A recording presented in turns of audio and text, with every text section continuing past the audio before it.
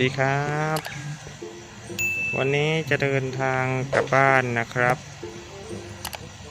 ตอนนี้กำลังรอรถไฟอยู่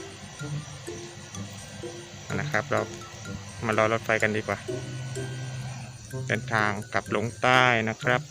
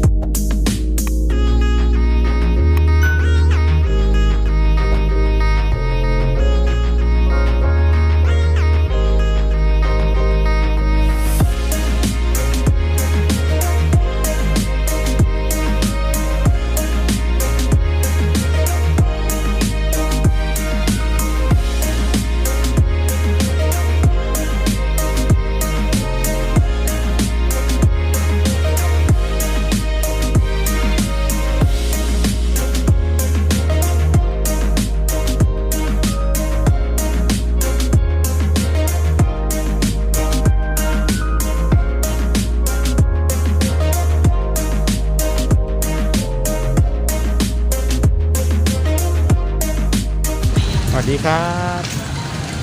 ตอนนี้อยู่นครปฐมรถคิวเต็มนะตรงภาคใต้ตอนนี้ไปหาอะไรกินก่อน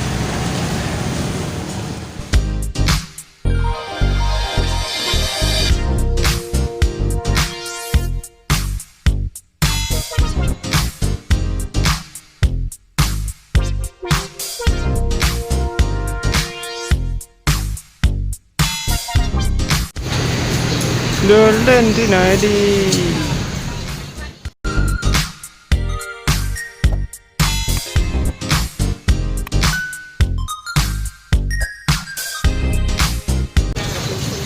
ลองไปดูในนี้ดีกว่า